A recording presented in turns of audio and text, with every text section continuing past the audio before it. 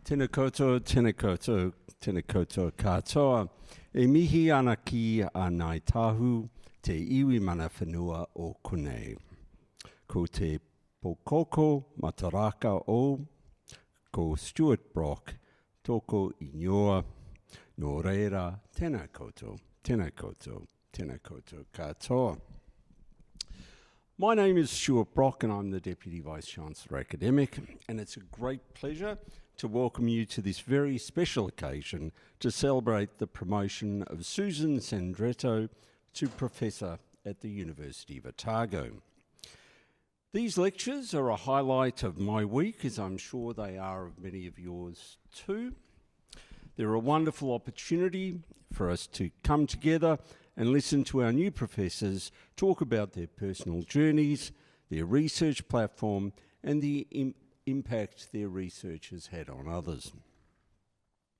I'd like to welcome colleagues, students and friends from across the university and beyond, including those joining us tonight via live stream. I'd like to give special welcome to Susan's family who are with us here in person this evening. To Scott, her husband, to Tess, her daughter, to Marshall, her bonus son, to Gary, her father-in-law, to Kay, her mother-in-law, and to Caleb, her son-in-law.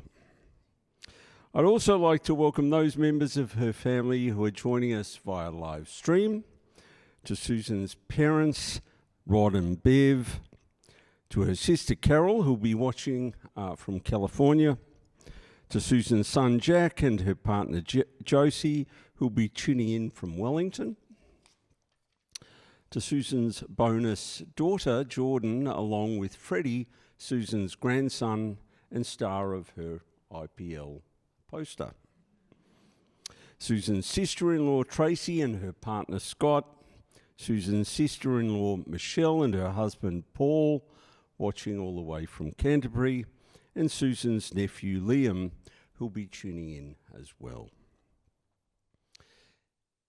It's not easy to become a professor at the University of Otago. In order to be promoted to that level, candidates need to show that they're outstanding in every one of three categories: teaching, research and service. Professor Sandretto has clearly met these three criteria.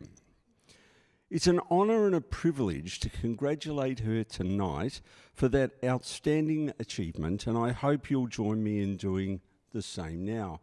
And if I didn't have a microphone in my hand, I'd be clapping hard, so please, if I could get you to put your hands together.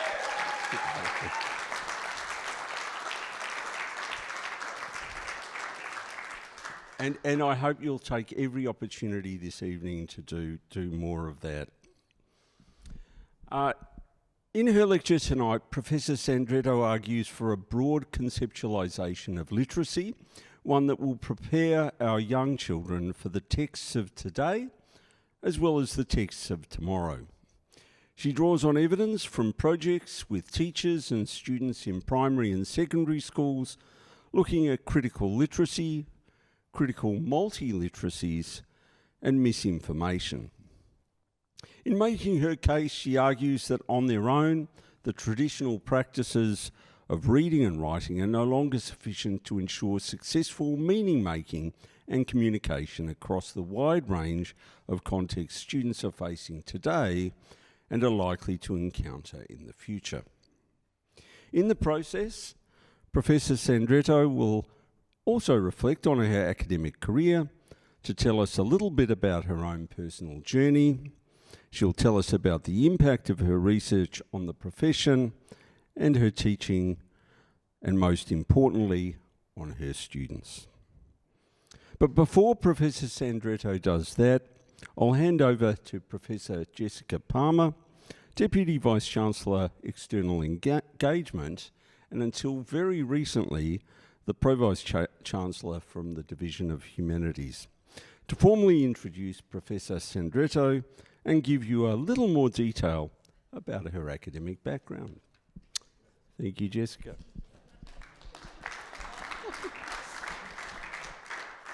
Kia ora tātou. It's lovely to be here with you all this evening. I have the great pleasure of actually passing the baton on to the Dean of Education, who's going to be providing tonight's introduction. So please welcome Ahorangi Viv Anderson.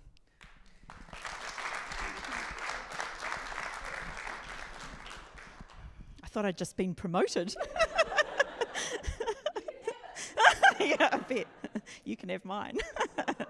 Ko te mea tuatahi ki te rangarawa, tēnā koe. Ki te whenua e tākoto ana ki waho, tēnā koe. I ngā mate o tēnei wā, ko Kingi Tūheitia, ko te whanaunga o Parker Ormond, ko ngā mate katoa kua whetū rangitia. Haere, haere, haere atu rā, moi mai rā o ki o ki ai. Rātou te honga mate ki te honga mate, tātou te honga ora ki te honga ora. Ki te mana whenua o tēnei takiwā, ko kaitahu whānui, kai te rua hiki hiki, waitaha, ka te mamoi, rapu wai, tēnā rā koutou katoa. Kia koutou, ko ngā whānau, ngā hua mahi o Ahorangi Susan Sandretto. Tēnā rā koutou katoa. Nau mai tau tīmai ki tēnei hui whakaira ai kia ia. Kia ora koutou and a very warm welcome. It's really lovely to see you here tonight, family members, colleagues and friends of Professor Susan Sandretto, and those who are online, some from far away. So it's really wonderful to have you here to celebrate Susan's promotion to Professor. My name is Vivian Anderson. I'm the Dean of Te Kura Ako Taitoka, the College of Education. So it's such a privilege to provide a very brief introduction to Professor Susan Sandretto's Inaugural Professorial lecture. It's quite a mouthful. Susan began her professional life as an elementary school teacher in a Spanish immersion program in Northern California, and she has a really rich and eclectic CV, which I expect we'll hear a little bit more about tonight. She's worked as a tutor in the former Dunedin College of Faculty of Education, Dunedin College of Education Mathematics Department, an assistant lecturer in the former Faculty of Education, a research assistant for Ahorangi Russell Bishop, who many of us know well, and junior research fellow in the Higher Education Development Centre before finding an academic home at Te Kura Ako Taitoka in Ōtākau Whakaihuaka. So Susan's CV demonstrates amazing versatility as a researcher and an education scholar, and her capacity to collaborate with a really wide range of people. Susan has partnered with national and international colleagues in areas spanning health, policy, education, initial teacher education, and more recently, journalism. Susan will tell us more about her research, but I'd just like to acknowledge her as a person and as a colleague. Susan is a wonderful academic citizen. She's someone who's generous with her time and expertise. She's willing to do hard things when they need to be done, and she's brilliant at mentoring others. Susan is an exceptional teacher and a gifted postgraduate and doctoral supervisor, and her CV includes an eye-watering range of service roles and contributions to national and international scholarly associations, scholarly journals, educational associations, and schools. From 2022 to 2023, Susan was an ohumatanga or team writer in the English learning area for the Ministry of Education as part of the previous government's curriculum refresh work. She was nominated for this role by the New Zealand Literacy Association. It's a really prestigious thing to be asked to do.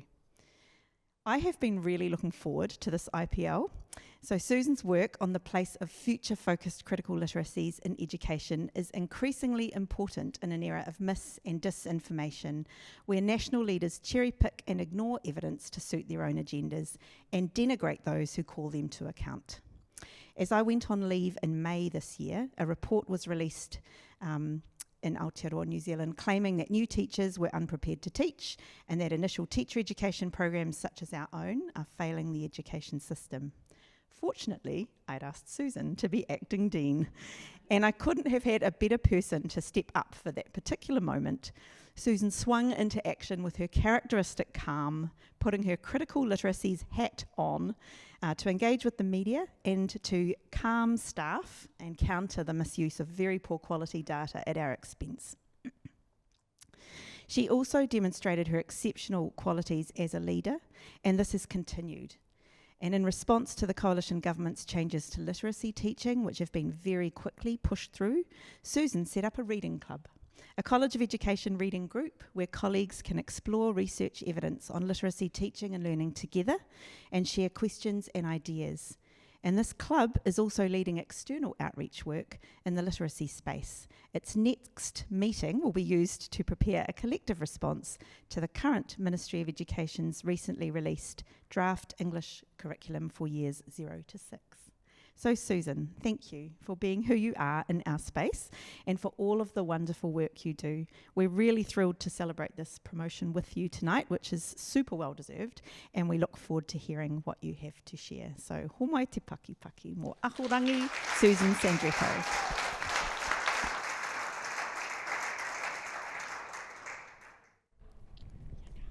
We are on. Kia ora. Tēnā koutou katoa. Ko tēnei taku mihi ki ngā tangata whenua o te rohi nei o Otako. Ka mihi hoki o ki ngā tohu o te rohi nei. Ki ngā ohorangi, ka nui te mihi. Kia koto, ko ngā whānau, ka ngā hoa no hoa mahi tēnā rā koto. Ko Humboldt Hill te maunga e ru nei taku nāko.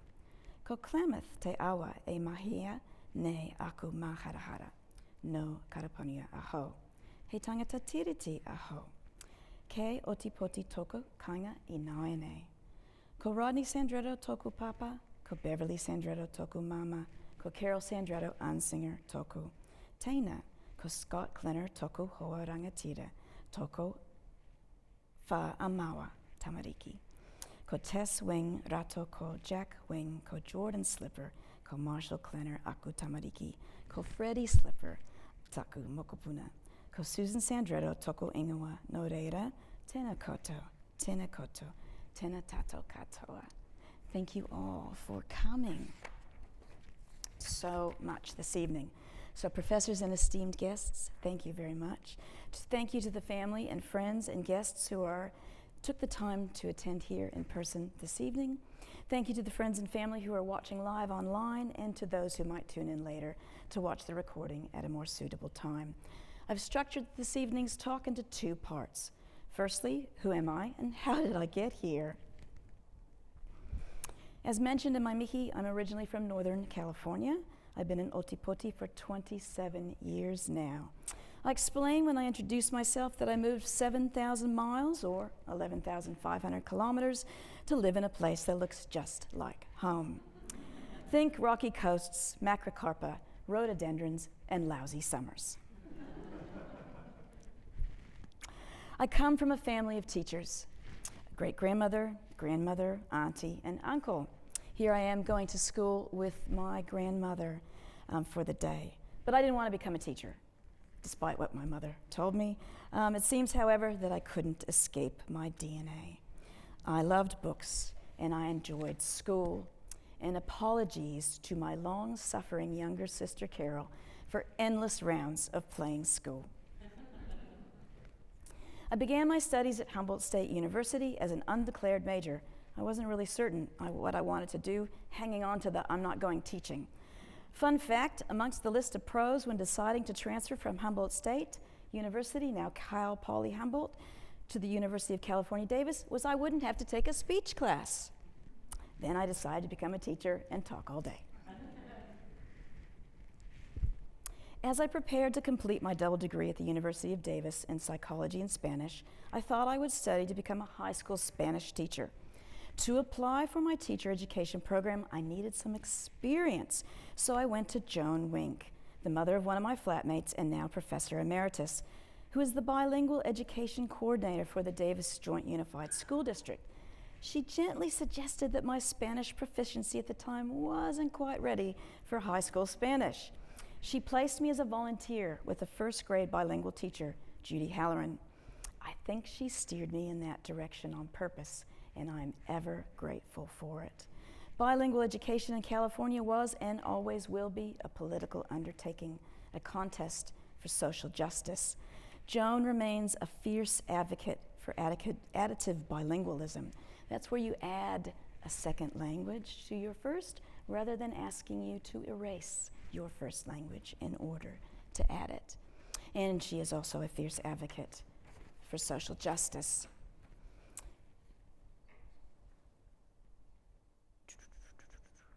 During my time with Judy's first grade class, I got hooked. I got hooked in by the gorgeous first graders navigating two tongues and the teachers who would not subtract what these children were bringing with them to school. And Judy would later become a colleague. I applied to the bilingual bicultural teacher education program at California State University, Sacramento. But before I went, I spent the summer in Costa Rica with Amigos de las Americas, a powerful immersion in Espanol, balanced with important lessons in privilege. During my teacher education program, my visiting lecturer, Professor Jose Cintron, planted a seed. When you do your master's, I didn't know anyone with a master's degree, but I did love school and I loved learning. After I'd been teaching for a couple of years, I returned to California State University, Sacramento to complete my master's degree, and Professor Cintron was my supervisor. Jose just retired recently after many years of teaching the critical multicultural education course at CSU Sacramento.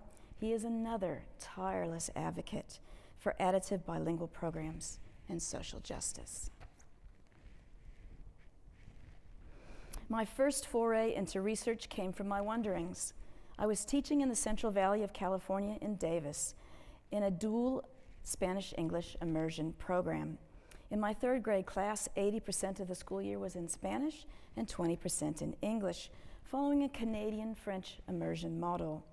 I had students whose first language was Spanish and students whose first language was English. It was an additive program. But I wondered, why weren't there more native Spanish speakers in my class? So I roped in some bilingual friends to help me conduct a telephone survey to find out. We spoke with 90% of the Spanish-speaking families in the district. Only 30% had their children enrolled in the Spanish immersion program. The majority of the families felt strongly about having their children become bilingual, but only 20% of the families had the Spanish immersion program in their neighborhood. So recommendations included no-cost or low-cost busing, increasing the proportions of English instruction to address parental concerns around students' English proficiency when they went on to middle school, and increased attention to community involvement and student recruitment. I never published or presented the results from that study. I think that's their first outing. I didn't really understand academic publishing or know where to start, but I wasn't finished with school or with research. I'd been telling my students for years that when I grow up, I'm going to teach teachers. We moved to Aotearoa, New Zealand when my daughter Tess was 2 months old. After 2 years as a spectacularly unsuccessful stay-at-home mother, Tess went to daycare and I went to work at the University of Otago as a research assistant, working with Professor Ruth Kane, who is now at the University of Ottawa, and Professor Chris Heath, who's joined us here tonight. I loved the work. I loved all the new learning. EndNote, PowerPoint, stimulated recall interviews, fantastic. But after a couple of years, I knew I needed to stop doing research for other people and start doing my own. Ruth agreed to be my supervisor along with Professor Keith Ballard. My social justice red thread or theme continued. A group of teacher educators at the University of Otago and at the University of Waikato agreed to participate in a collaborative self-study where we worked alongside each other to explore our beliefs and practices around teaching for social justice. As Viv mentioned in my introduction, Professor Russell Bishop and his family would host me during my trips to Hamilton, and I also did some RA work for him, learning so much about conducting research in the Aotearoa, New Zealand context. Like nearly all PhD journeys, it was not entirely smooth. I wisely decided to begin the month my son Jack was born. I figured, well, it's not going to get any easier. You might as well just get on with it. And I did. I graduated in 2004, gaining a lecturing position at the Faculty of Education the same year. And 20 years later, here we are. I am immensely grateful to all of these mentors who guided me on my path to be here in front of you all today. It's been a long and winding road. Many of my New Zealand whānau have joined me this evening here and online. as seen in the photos to the right, and to my friends and family online or watching later on. Thank you for your support. You can see my California whānau on the left. I am grateful every day to work with teachers, students, and amazing colleagues, supported by my family, exploring what I think is important.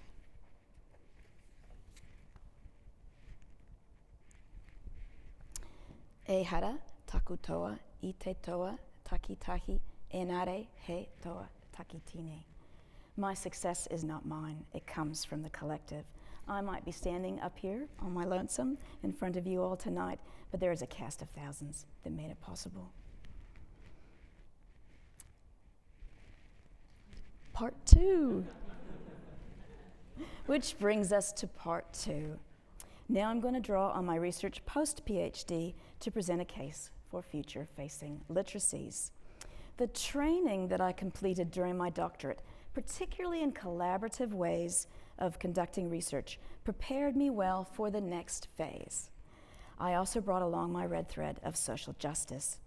I would be remiss if I didn't acknowledge the role the Teaching and Learning Research Initiative has played in supporting my research into critical literacy and critical multiliteracies over the years.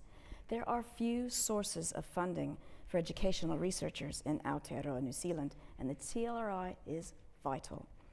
Particularly important in my view is the way in which they value teacher practical knowledge as contributing to research.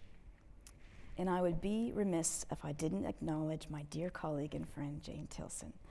This is where we get the tissues out. Jane and I won our first TLRI in 2005, working with 4 teachers from 2 schools to explore understandings and pedagogies for critical literacy. I expanded the project to work with more schools and more teachers, and after a sojourn in England, thanks Philip, Jane and I collaborated again on another 2-year TLRI, examining critical multiliteracies. But first, we need to consider the broader context of this evening's lecture, the latest incarnation of the reading wars. Unlike what the Split Ends claim in their song, history does repeat. Many of you listening are probably aware that currently here in Aotearoa, New Zealand, there is a great deal of a debate about how best to teach children how to read. It is playing out in the news, social media, and within the Ministry of Education. The debate is a global one, playing out all around the world. It's constructed as a binary debate, phonics in the guise of structured approaches to teaching reading versus whole language. When something is constructed as a binary, it is a black or white choice. There are winners and there are losers. But I will argue this evening that literacy is much more complicated than it's being portrayed in the media and the current discussions favoring particular pedagogies or approaches to teaching reading. But first I want to unpack a few characters. I've said that tonight's lecture is about making a case for future-facing literacy. So let's start with thinking about the future. When we talk about education, we frequently invoke visions of the future. In response to students' questions, why are we doing this? The response often goes something like, you'll need it in the future. But do we really know what this future is? Is the future inevitable? Or do we have a hand in it? Is it a problem to be solved? Or can we be involved in constructing it? I suggest that what we do right now is actively building the future. It is an active, dynamic, and ongoing process. But it is a constrained process. We face unprecedented challenges on a global scale. That is, the global connected with the local. These challenges come in the form of economic, environmental, health, and fragile democracies. Educational policy has taken various approaches to this future conundrum. In the current New Zealand curriculum, one of the principles for curriculum design is future-focused. And this suggests that schools will design curriculum in order that students can explore this. An Arrow report, the Education Review Office, 5 years after implementing the current New Zealand curriculum, suggested we didn't seem to have realized it very well. it is unclear if the refresh of the refreshed curriculum will explicitly address curriculum design for the future. One thing the draft English learning area, years 0 to 6 curriculum, circulating for consultation currently, emphasizes is knowledge and the importance of a knowledge-rich curriculum, using the term knowledge 151 times. Rachel Bolstad, along with her colleagues Jane Gilbert, Sue McDowell, Ali Bull, Sally Boyd, and Rosemary Hipkins from the New Zealand Council of Educational Research, suggest we can think about knowledge as a noun or a verb. I suggest that knowledge in the draft English learning area, for the most part, is positioned as a noun. For instance, students will build knowledge, acquire knowledge, apply knowledge. However, understanding knowledge as a verb, as a thing, is limiting, because we are then educating students to learn what is already known. Suggesting to students that they will be armed for an unknown future by reproducing the knowledge of the past will not be sufficient to address the challenges we are facing. Given the free access we have to knowledge these days, thanks to the internet, would it be more productive to conceptualize knowledge as a verb in our preparation for the future? What if we prepared students to create and use new knowledge, to work with knowledge, and to develop knowledge in creative and inventive ways? The ways that knowledge will need to be harnessed to solve the wicked problems that we are facing. Of course, part of this "you'll need it for the future" discourse is about work. You'll need these skills to get a job, to be a responsible, productive member of society. So which skills will you need? A number of researchers, future forecasters, business people have been thinking about this. Last year, the Ministry of Business, Innovation and Employment, MB, commissioned survey research with employers on the future of work. I want to focus on the core skills section, and I appreciate that's difficult to read. So I'm just going to highlight the top 5 clusters of skills that New Zealand businesses are prioritizing as they reskill and upskill their workforce. Number 1, leadership and social influence, analytical thinking, problem solving and innovation, emotional intelligence, active learning and teaching strategies, coordination and time management. At number 18 in the list, we have what I'll shortly refer to as traditional reading and writing. Keep this in mind as we carry on. According to advice for chief executive officers on how to prepare for the future from Hayes, traditional forms of education are failing to keep pace with the skills needed. This suggests that the status quo is not going to prepare us for the future. The United Nations Educational, Scientific and Cultural Organization, UNESCO, has been working on futures literacy, explaining the skills developed today are unlikely to align with those demanded by the jobs of tomorrow, and many will become obsolete. We know that artificial intelligence will take over some jobs and perhaps create some new ones. So we must ask ourselves, will a literacy curriculum focusing on the basics prepare today's students for the challenges of tomorrow? What should literacy education for the future entail? What should be the role of education in a world infused with uncertainty and complexity?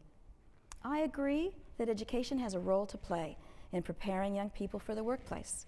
In my view, that is but one aspect of education. I view education as a public good. As a society, we invest in education with the optimistic vision that ultimately the interest from that investment will benefit everyone, not just the individual. My colleague Jane Tilson and I have been doing a bit of work in this space, thinking about how teachers and students can stretch what counts as literacy, keeping in mind that what we do now is constructing the future. At its heart, literacy is about communication and meaning making.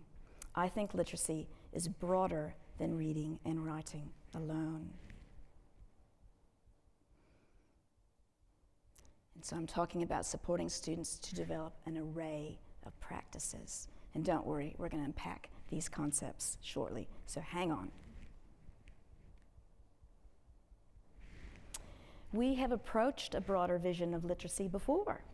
In 2007, I was a member of the task force examining the synergies between, wait, e-learning and literacy. Sounds so very long ago. In that work, we highlighted the need to attend to multiliteracies, thinking broadly about what counts as literacy and how to support students to develop the literacies they need in all aspects of their lives. And those ideas are captured in this graphic, and it still holds true today. We're still facing the same challenges on a global scale, changes in the knowledge economy, globalization, increasing diversity, and so forth. We still need to prepare students not only for the classroom, but the bridge into all the different aspects of their lives and all the different ways that they need to be able to communicate and make meaning.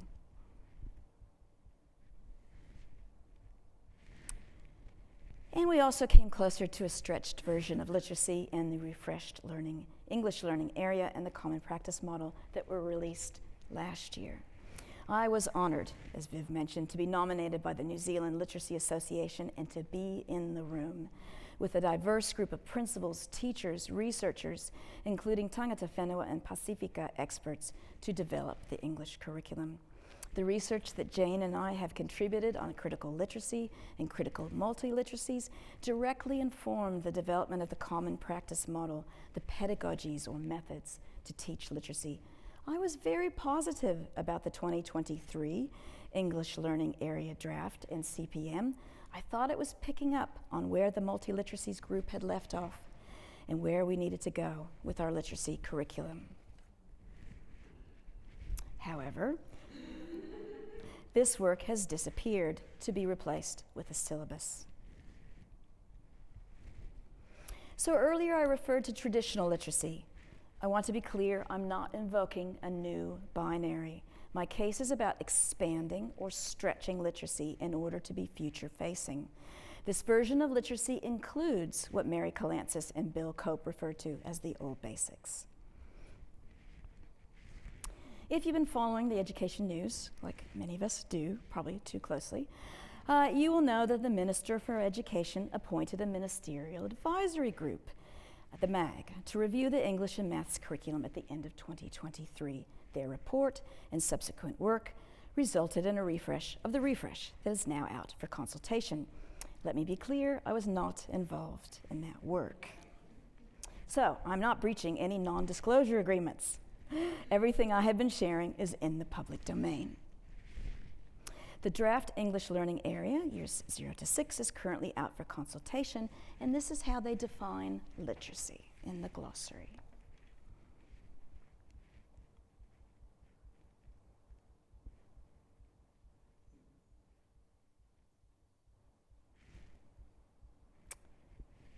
In my view, this is one narrow aspect of literacy.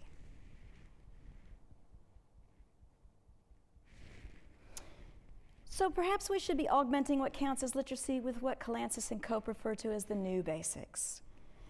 Multiple literacies for multimodal communication. People who can innovate, take risks, negotiate diversity, navigate uncertainty, and use and create a wide range of texts. We've seen these elements before in our discussion about the skills needed in the future of work.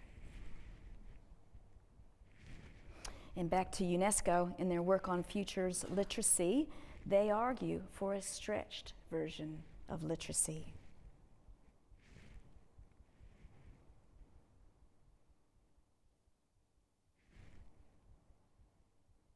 And I just want to draw your attention to storytelling and the arts, missing from the draft curriculum's definition of literacy. I promised you we'd come back to the vocab work. We use explicit acts of teaching to support students to break the code and make meaning, with particular modes of meaning. Typically, we've focused on oral and written language, as in the old basics. but the other modes are also important for literacy and communication. When I talk about curriculum literacies, I'm talking about how different learning areas privilege the different modes. For instance, gestural, spatial, and visual modes in drama. As sophisticated communicators and meaning makers, we make use of all of these modes in varying combinations. An important aspect of expanding what counts as literacy is working with a range of texts.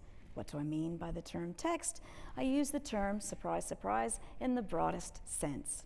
A text can be constructed using multiple modes of meaning, oral language or written language, as well as audio, gestural, spatial, or visual modes. The term text has a Latin whakapapa for my grammar geeks, coming from the term textus, meaning tissue, and texere, meaning weave. So the term text captures the notion of weaving a tissue of meaning. Let's take a look at a rich text. In this archival photo from the Alexander Turnbull Library, we see the kowhaiwhai, or the rafter patterns, the tukutuku, the woven lattice panels, including the ancestor toy, and popo, the wooden carved slabs, inside Whitireia Meeting House at Whangara near Gisborne. We see spatial, visual, and gestural modes here, contributing meaning for the reader to decode and make meaning. We're going to take a break for a moment. I want you to just take a moment to reflect on your own literacy practices so far today. Which literacy practices have you used? What was the purpose? Which modes did you use? Which texts did you work with? Did you read the newspaper? Did you watch a video tutorial on how to fix something? Did you listen to music? Did you take photos and send them to the family messenger chat? Did you go on Instagram or TikTok? Talk to your neighbor and share.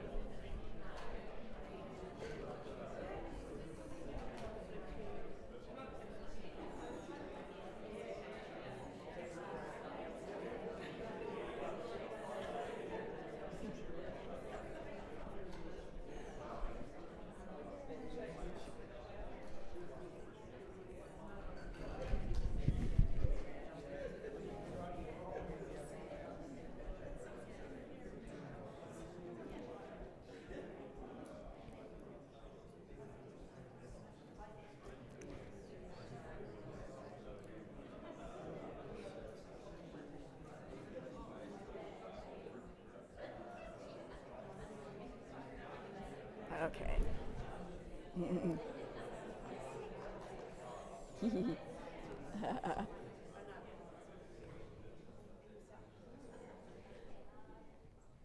Thank you.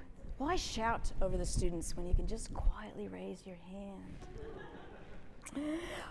It's fascinating when you use that signal in a auditorium full of initial teacher education students, and the first years go, "What is she doing?"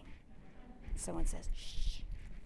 So what's my point? You probably used multimodal text to communicate and make meaning today. A vital aspect of future-facing literacy is critical literacy. Let's take a moment to read the visual I selected for this slide. What does her body language tell you? Try it out. How do you feel? How are you encouraged to think? At its heart, critical literacy involves a critical stance towards texts. The text constructed by others and the text we construct ourselves. Remember our broad definition of text? Critical literacy involves understanding that texts are rarely neutral. The term neutral invokes images of beige, bland, or inoffensive texts. Some might even say anti-woke. But if we understand text as typically constructed by someone to convey something, we know that the author's worldview is woven into the fabric of that text. When teaching about critical literacy, I often set a homework task that asks students to bring in a neutral text for analysis. They find it very difficult, and we have really rich discussions. Authors construct texts for many different purposes. According to the author George Orwell, the purpose could be encompassed by sheer egoism, aesthetic enthusiasm, historical impulse, or political purpose. Authors construct texts at particular cultural, historical, political, and social moments. Some texts that may have been somewhat acceptable at particular moments in time can be critically analyzed and reconstructed. So rather than focus on the author's motivations, which we cannot always know, we can focus on the text's powers or effects. So importantly, we don't take texts at face value. So the purpose of critical literacy is agency. It's about developing the skills and equipping students to affirm or resist texts.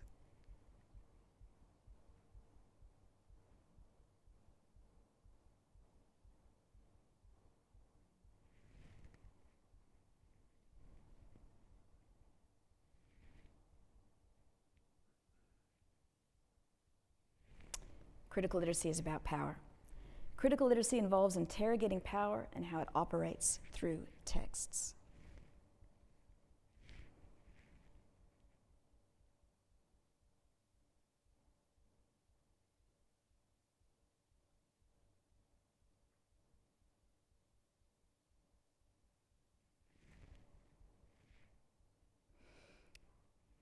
When working with teachers, they often worry, I think, about the critical literacy work, that it means that students are going to have to march through Main Street. But taking action operates on a continuum, from changing your thinking to marching down Main Street.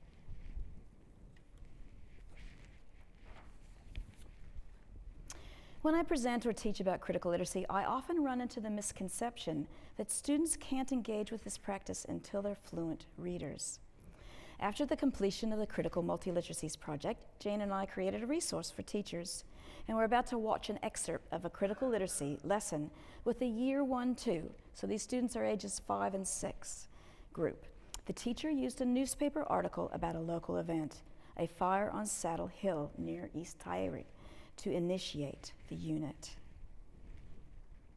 To think about being text analysts. So we're going to dig a wee bit deeper. Okay, we've got the facts now, but we need to think about the author and what the author was wanting us to think about. So, we know who the article's written for. What do they want you to think about? Why would the author write this? What do they want you to think about? How do they want you to feel when you read it? Yeah? The fire. So they want you to think about the fire, so they want you to know what? What happened in it and Okay. the people who all got injured.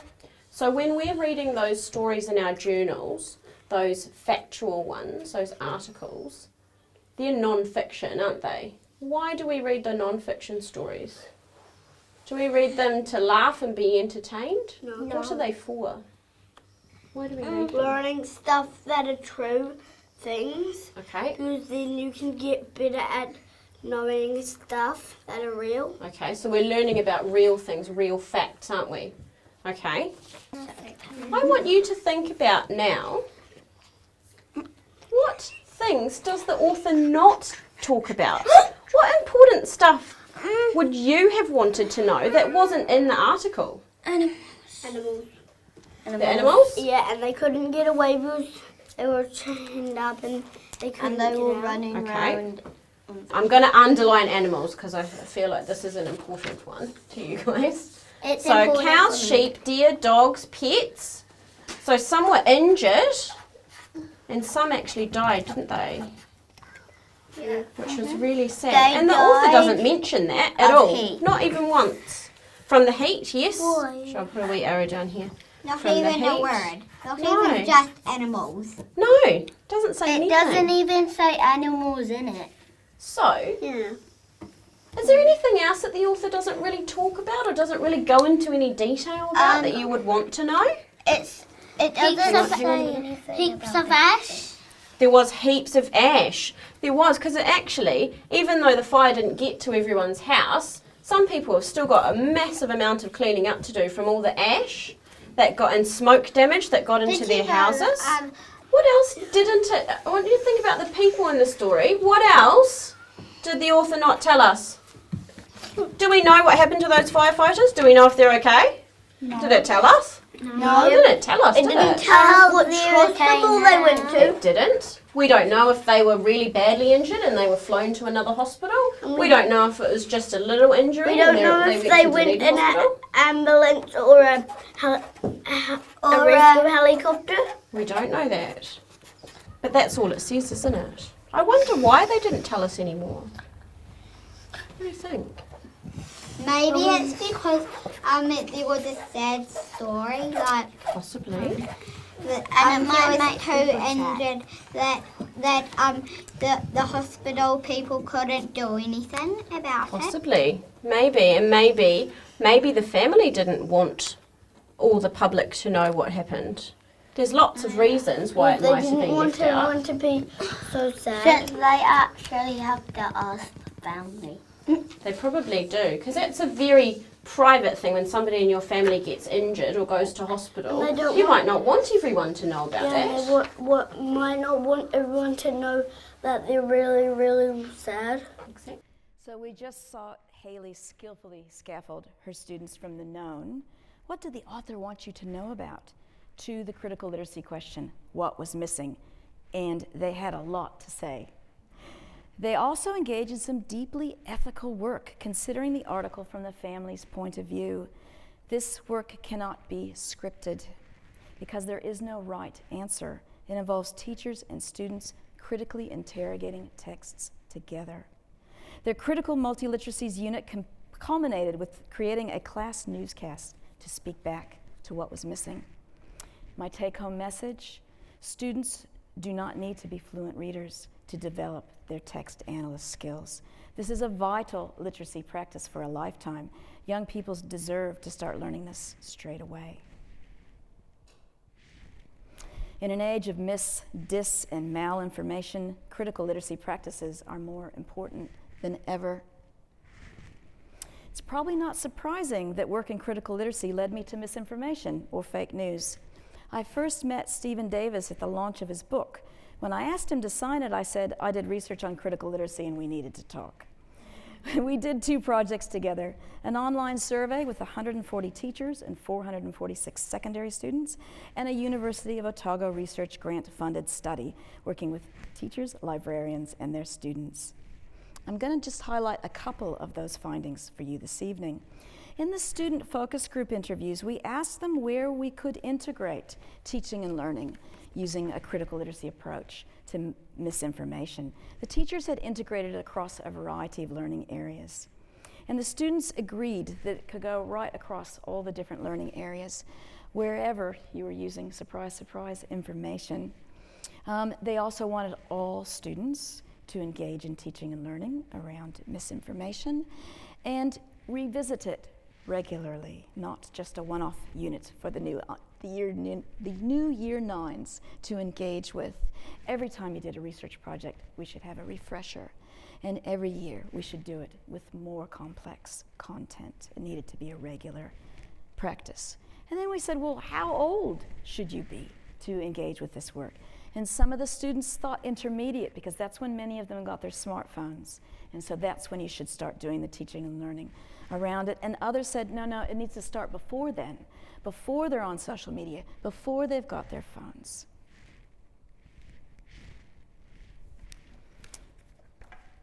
A common critical literacy question is to ask what's missing in a text, as we just saw in Hayley's video. I argue that sometimes what's been left out can speak more loudly than what's been included. Returning to the draft English learning area, currently out for consultation, let's take our critical literacy lens to it. Are you ready? I could draw out a number of points, but it'll be time for a cuppa soon, so I'll just make 2 points this evening. According to a recently published NZARE blog on Māori perspectives of literacy, the authors Jane Furness, Mohi Rua, Bridget Masters-Awateri, Gemma Piercy-Cameron, and Bill Cochrane argue that Māori literacy perspectives align with a multi-literacies view of literacy.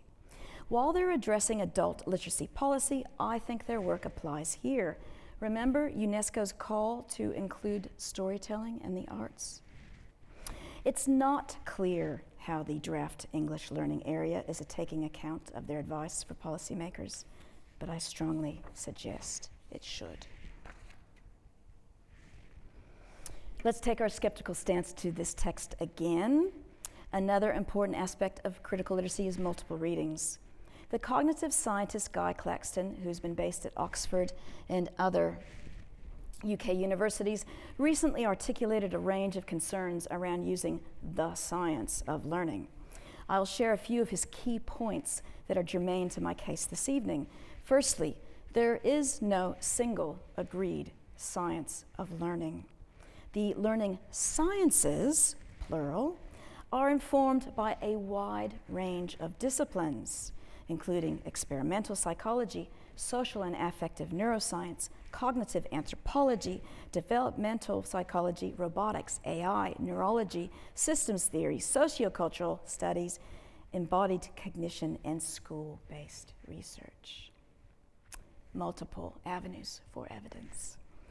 And information processing is on its way out as a field of academic study. Claxton writes, this subfield of cognitive science, drawing on this root metaphor of the mind as a computer, is flawed and misleading because it takes no account of the neurodynamic, attitudinal, social, emotional, embodied, and cultural factors that play a major, if often invisible and unsung, role in every moment, in every classroom.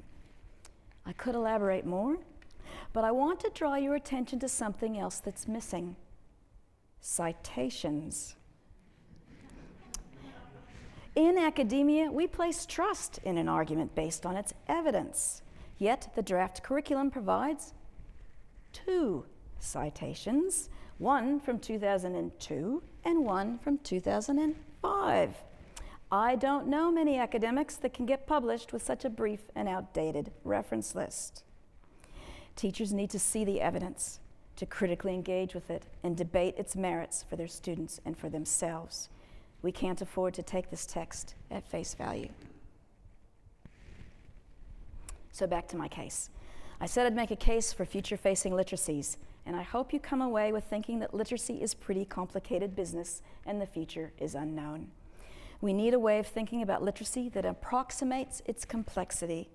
This word cloud captures some of the key ideas we've been exploring. I've argued that in order to face the future, we need to view literacy as a multimodal, embodied, situated repertoire of social practices. In the words of Paulo Freire, we need to be able to read the word and the world. So where do we go from here? We need critically literate kaiko teachers, whānau families, and akonga students who are prepared to discuss, debate, and critically interrogate curriculum, pedagogy, and texts. We need folks who will step up and step back, who will listen and who will ask, are we preparing our students to be agentic and savvy, critical users and creators of texts? I encourage you to have a look. Don't take my word for it. Consultation closes on the 20th of September. Only 25 days in total to engage and respond. Teachers are expected to implement the new curriculum in Term 1, 2025, roughly 4 months from now.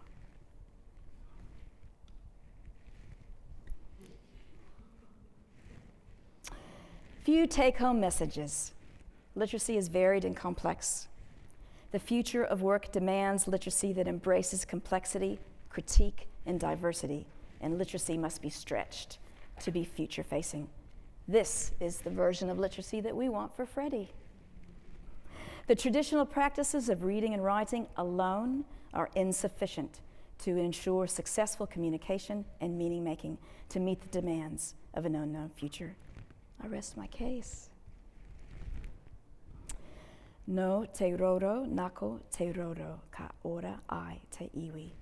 With your food basket and my food basket, the people will thrive. This whakatoki speaks of community, of collaboration, and a strengths-based approach. It acknowledges that everyone has something to offer, and by working together, we can all flourish. It was not possible to include all of my work and all of my amazing co-researchers and co-authors in tonight's presentation, but I just want to reiterate, I did not do this work on my own. I would not be here tonight without the generous support of colleagues, teachers, and students who embarked on this journey with me. Nā ka mutu taku, kōrero mō tēnei wā, tēnā koto katoa.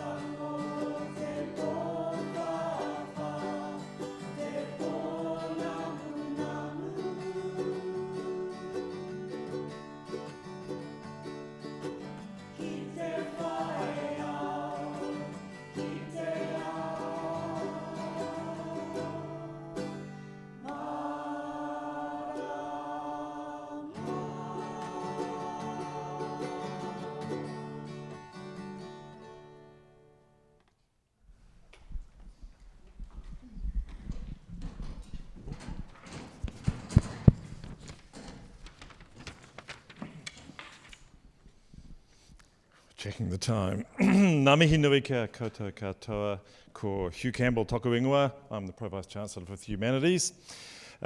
Greetings everyone. I get to speak last on behalf of the University and of the Professoriate. I'm delighted to offer this brief response to Professor Sandretto's lecture. An inaugural professorial lecture can go in a lot of directions. It can be an affecting life story of one person's academic journey. It could be a celebration of a community of academic family and wider people who have played a vital role in that journey. It can be a moment of insight into the kinds of excellent new academic knowledge being generated at our university. Sometimes it's even an elegant and well-articulated critique of current political moments and crises. It's rare, however, for one IPL to be able to fulfil all these expectations at once. Tonight is one of those rare exceptions, and so as both Pro-Vice Chancellor and as a professor at the university, I offer my heartiest congratulations to Professor Sandretto. She has more than demonstrated why she was invited to join the ranks of the Professoriate at the university. Tonight's talk, however, is happening at a particular moment, academically, institutionally, and nationally, and I want to very briefly reflect on her work in light of those three areas. First, academically, Professor Sandretto's lecture has taken us into some of the key issues in the disciplinary study of education. The question of language learning is core to how we understand education and also to how we professionally train generations of teachers. I've learned a great deal from her talk. I've learned that understanding knowledge as a verb, not a noun, is fundamental to how we might move forward to prepare students who can work with knowledge and potentially help solve huge societal and environmental problems. I've learned that we need to understand classroom processes as more than just equipping individuals for jobs with the basics, but as a pathway to benefiting all of society in a world infused with uncertainty and complexity. And I listened with interest about the powerful work of scholars and communities of action to develop a whole new curriculum, so a whole new learning process that was designed specifically to meet these critical goals, and it's just a pity about what's happened since. Professor Sandretto has demonstrated tonight why deeply considered scholarship and the development of complex ideas and relationships are so important in understanding how teaching might positively shape the wider world. Second, institutionally, Professor Sandretto has reminded us that our professional programs are sites of both excellent applied professional teaching and learning, but also that they ground these activities upon deeply considered and important insights from the academic study of education. We've seen tonight how our College of Education continues to be a place that does some of the most vital mahi we do as a university. I acknowledge that work. I acknowledge it in Professor Sandretto's work, and I acknowledge the work of all your professional community who have turned out to support you tonight. Thank you for what you do as scholars and educators. You help position this university as a force for good in the world. Finally, the political. The work of universities is to act as the role of universities is to act as the conscience and critic of society. Tonight, we've seen why it is so vital that our bravest academics do exactly this. We've seen that political and policy decisions will go better if our best scholars are partners in their development. And on behalf of the university and the professoriate, I urge you to keep doing exactly this. For our future, we need everyone to keep doing exactly this.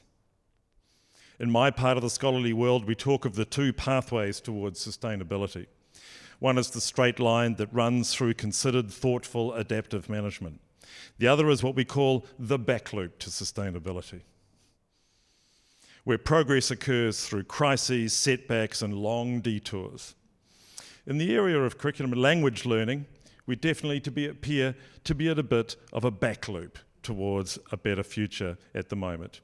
So I urge you all to remember what Professor Sandretto has told us tonight and always keep our eyes on the important future destinations we are heading towards, no matter how rocky the immediate road looks directly in front of us. So, thank you, Susan. You're a role model for a 21st century academic, an inspiration for your colleagues, and a true friend and supporter to your many communities of action. Please join me in once again congratulating Professor Susan Sandretto.